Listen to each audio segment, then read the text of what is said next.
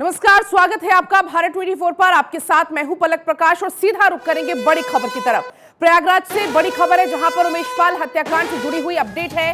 अतीक की बहन आयशा को भी आरोपी बनाया गया। जांच के बाद पुलिस ने आयशा नूरी को आरोपी बनाया है। शूटर्स को फरार कराने में आयशा नूरी की अहम भूमिका पाई गई और उसके बाद आयशा को भी पुलिस ने आरोपी बनाया है। तो बड़ी खबर आपको बता दें, इस पूरे मामले में उमेश पाल हत्याकांड से जुड़ी हुई एक खबर है जिसमें अतीक की बहन यानी कि आयशा को भी आरोपी बनाया गया है।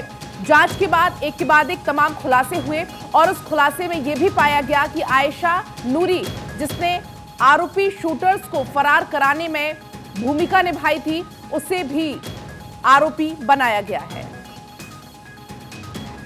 और तमाम जानकारी के साथ ब्यूरो चीफ अवनीश विद्यार्थी इस वक्त जुड़ चुके हैं।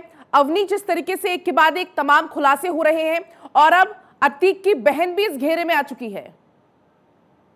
जी, एक तरीके से कहें तो समूचा जो अतीक अहमद का खानदान है वो इस पूरे आपराधिक कारनामे में शामिल है। और जिस तरीके से अतीक अहमद या उसके भाई अशरफ के जेल जाने के बाद शाइस्ता परवीन ने गैंग की कमान संभाल ली थी और किस तरीके से गैंग को ऑपरेट करना है, जमीन के जो मामले हैं या दूसरे और मामले हैं उनमें किस तरीके से दखल अंदाजी करनी है, कैसे जो शूटर्स या आपराधिक तत्व गैंग में शामिल हैं उनको किस तरीके से नियोजित करना है, इन तमाम प्रक्रियाओं में शाइस्ता परवीन, उसके साथ अतीक अहमद की बहन और भी जो दूसरे परिवार के लोग हैं वो शामिल थे। खासतौर पर महिलाओं को भूमिका इसलिए दी गई थी ताकि किसी को इस बात का शक न हो कि महिलाएं जो है वो इस पूरे मामले में शामिल हैं। साथ ही साथ उनकी राजनीतिक भूमिका भी तय की गई थी। मसलन शाइस्ता परवीन को चुनाव लड़ाने की तैयारी थी मेयर पद की।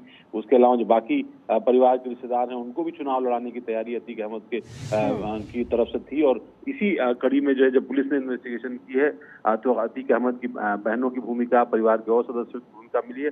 जैसे जैसे इन्वेस्टिगेशन आगे बढ़ेगी दूसरे अन्य मेंबर्स का भी इस आपराधिक कृत्य में शामिल होने का मामला सामने आएगा। अभी आपने देखा मेरठ से अतीक के बहनोई की गिरफ्तारी हुई और उस पर आरोप इस बात का था कि गुड्डू मुस्लिम और असद की किस तरीके से उसने मदद की थी ठहरने में। तो इन तमाम तरीकों को अगर आप देखें तो उसे और भी कई सारे रिश्तेदार जो है इस पूरी कार्रवाई की जद में हैं और लगातार उनकी पड़ताल चली। जैसे जैसे एविडेंसेस मिल रहे हैं उनको इस आपराधिक मामले में शामिल किया जा रहा है।